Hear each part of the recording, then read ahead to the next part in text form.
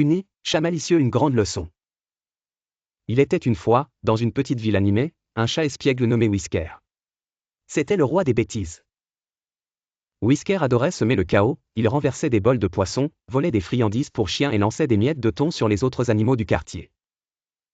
Les chiens le craignaient, les oiseaux l'évitaient, et même le vieux hibou savant de la bibliothèque avait abandonné l'idée de lui faire la morale. Mais un jour, alors que Whisker était en train de voler des glands à un écureuil, une voix grave résonna, « Whisker !» Dans la grande maison, immédiatement. Ses oreilles se dressèrent et sa queue doubla de volume. Oups!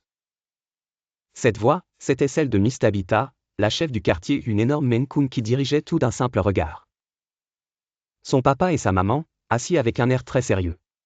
Il n'eut même pas le temps de réfléchir avant que Miss Tabitha n'annonce, et c'est pourquoi Whisker est officiellement banni du quartier. Banni? Plus de vol de poissons? Plus de farce aux chiens?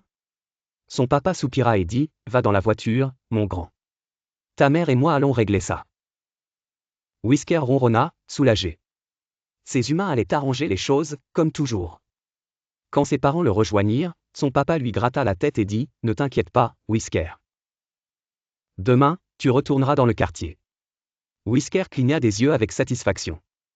Bien sûr. Tout était sous contrôle. Mais le lendemain matin, en arrivant sur place, Miss Tabitha l'attendait, avec un balai, une pelle et un énorme sac poubelle.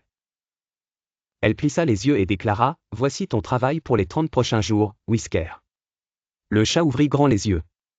Quoi? Il se tourna vers son papa, miaulant d'un air innocent, « Miaou? Aide-moi, papa. » Mais son père sourit et répondit, « Oh, c'était notre idée, mon grand. Ta mère et moi ne tolérons pas la méchanceté, et ce que tu as fait aux autres animaux était vraiment cruel. » Sa maman croisa les bras et ajouta, « Être tes parents, ce n'est pas seulement te donner un lit douillet. C'est aussi t'apprendre à être un bon chat. » Les oreilles de Whisker s'affaissèrent. Il comprit qu'il n'y aurait pas d'échappatoire. Pendant 30 jours, il dut nettoyer les ruelles, ramasser les poubelles qu'il avait renversées, et même aider à distribuer des restes de poissons aux chatons errants. Et, petit à petit, il se rendit compte que ça lui plaisait. À la fin de sa punition, il était devenu le héros du quartier.